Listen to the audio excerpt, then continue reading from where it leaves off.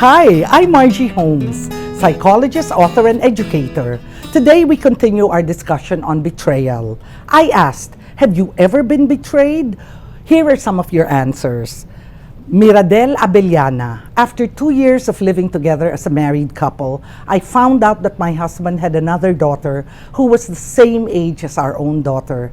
That betrayal left me angry, resentful, depressed, and anxious. No matter how much effort he tried to put and to bring back, the trust could not get it. He could not get it back.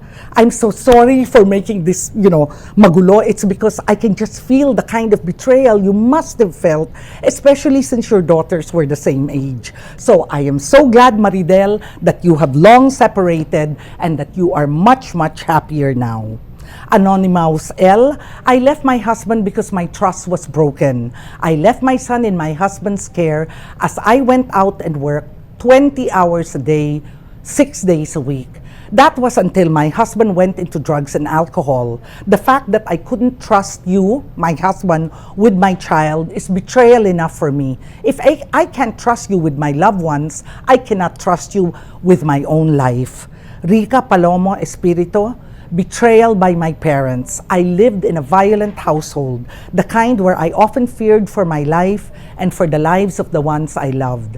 After crying out, "Why me?" a few friends and elders knocked some sense into me. I decided not to be a victim, and I survived it. I left my family and started my own, away from their influence.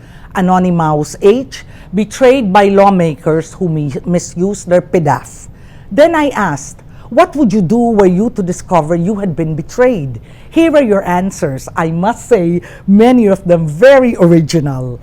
At @IvanGirl_Bueno, kill them, but with sincere kindness until they can no longer live with themselves with shame. I want to attract good karma. At Bell_Malyari, pretend nothing happened but post a shout out at social media network. That would make them realize what they have done. Kuya Blue, people that betray me should leave me alone. Why should I want to be a part of that scenario and so make that person also a part of me still? When trust has been compromised, it is not healthy to go on. It happened once. It could happen again. Alan Angeles, the best way to deal with them is not to deal with them at all. Dub, I'll give them a mirror as a gift. Diana Sison says, delete, block, or unfriend. To which Jenny Huico says, it's either you move on or like my bro taught me, don't get mad, get even. Rafael Guillermo, the natural reaction is to get even. But as we mature, we just let it go. But now you know whom to trust. Toots Gatmaitan, give them the great ancient Egyptian curse. May all your teeth fall off but one, and may that one ache till eternity. To which Rita Espirito responds, I thought the ancient Egyptian curse was, may the fleas of 1,000 camels infest your crotch, and may your arms be too short to scratch.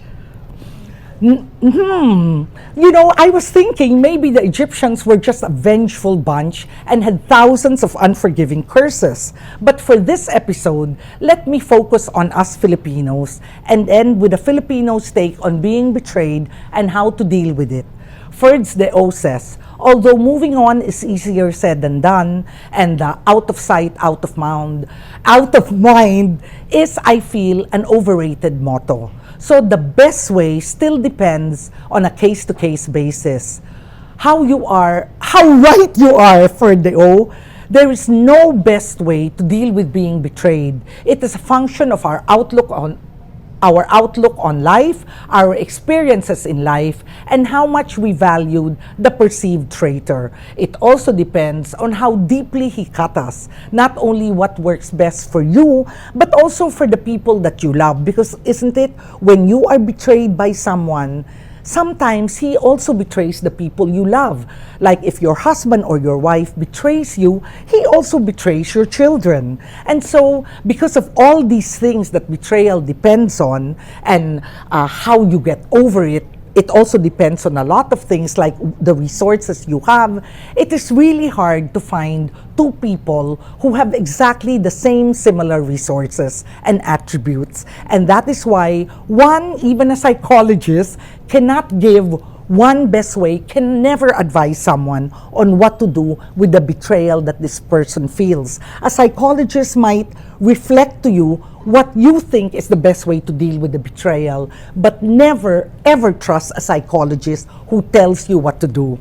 Well, that's it for today. Join in the discussion by commenting below. Send me your questions and suggestions for new topics on Facebook. Tweet using the hashtag AskMargie and send an email to askmargie@rappler.com. See you next week.